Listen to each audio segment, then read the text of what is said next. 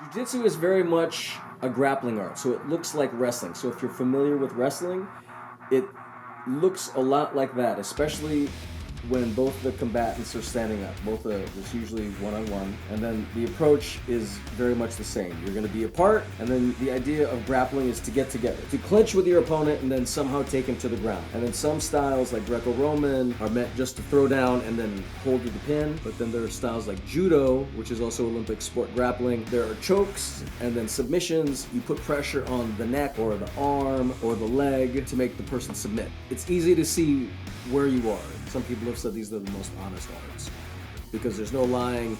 If you fight somebody and they beat you, they're better than you. Or you beat them, you're better than them. None of it is based on theories. We can go right now and test its practical application right now, which is really good for the reality. I heard about Jiu-Jitsu a long time ago. Just recently, I've only been able to really commit to the time for Jiu-Jitsu. Jiu-Jitsu is one of those things for people that play tennis or golf. If you stop playing for any short amount of time, it affects your performance. Jiu-Jitsu is very much like that. If you don't practice Jiu-Jitsu regularly, at bare minimum once, twice a week, movements get sloppy, you forget certain patterns, it's hard to recognize when someone's attacking you or trying to defend against something.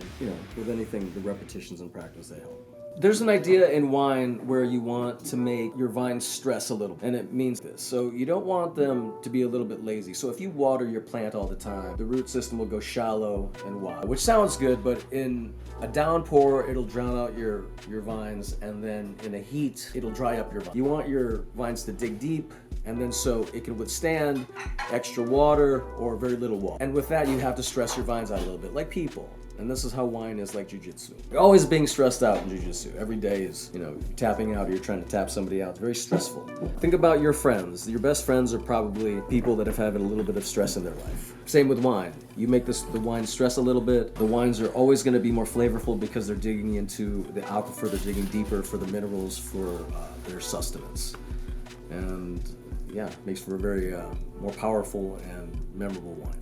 We are Wine Republic, and we're going to be doing a little ode to Eric Solomon. Eric Solomon is one of the early pioneers as well, just coming in a little bit after the Kermit Lynch era. He was based out of London in the music scene there, and was doing that for a little bit, and then got into wine, studied formally under the Masters of Wine for a minute, and then left back for the States, got more into wine, started working for himself, married a winemaker, and has been doing it for decades now. And tonight we're going to celebrate some of the wines that he brings in, coming from all over the place. And he focuses mostly on wines from Spain and France. And then that's exactly what we're going to be doing tonight.